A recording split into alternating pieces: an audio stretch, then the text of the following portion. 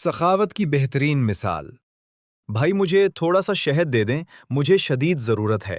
میری چھوٹی سی بیٹی بیمار ہے، اس کا علاج شہد سے ممکن ہے۔ افسوس، میرے پاس اس وقت شہد نہیں ہے۔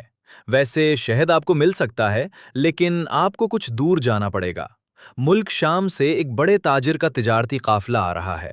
وہ تاجر بہت اچھے انسان ہیں۔ مجھے امید ہے وہ آپ کی ضرورت کے لیے شہد ضرور دے دیں گے۔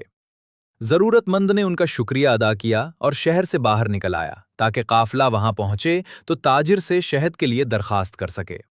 آخر قافلہ آتا نظر آیا۔ وہ فوراً اٹھا اور اس کے نزدیک پہنچ گیا۔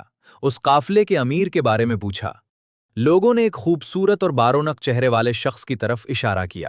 ان کی خدمت میں حاضر ہوا اور عرض کیا کہ میری چھوٹی سی بیٹی بیمار ہے، اس کے علاج کے لیے مجھے تھوڑے سے شہد کی ضرورت ہے۔ انہوں نے فوراً اپنے غلام سے فرمایا، جس اونٹ پر شہد کے 2 مٹکے لدے ہیں ان میں سے 1 مٹکا اس بھائی کو دے دیں۔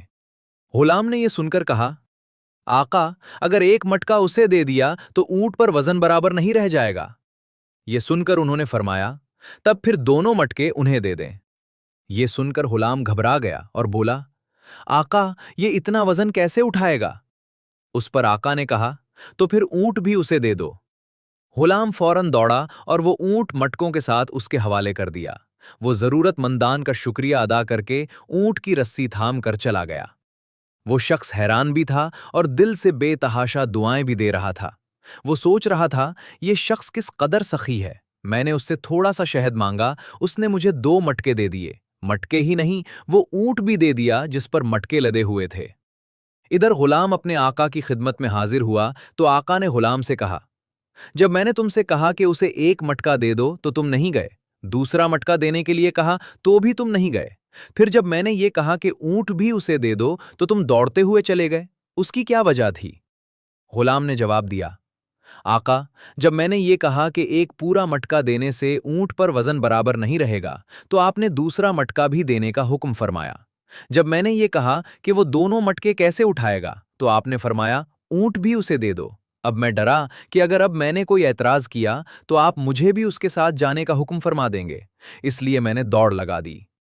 اس پر آقا نے کہا، اگر تم اس کے ساتھ چلے جاتے تو اس غلامی سے آزاد ہو جاتے، یہ تو اور اچھا ہوتا۔ جواب میں غلام نے کہا، آقا، میں آزادی نہیں چاہتا، اس لیے کہ آپ کو تو مجھ جیسے سینکڑوں غلام مل جائیں گے، لیکن مجھے آپ جیسا آقا نہیں ملے گا۔ میں آپ کی غلامی میں رہنے کو آزادی سے زیادہ پسند کرتا ہوں۔ آپ کو معلوم ہے وہ آقا کون تھے؟ وہ تھے سیدنا حضرت عثمان غنی تھے، رضی اللہ تعالی عنہ۔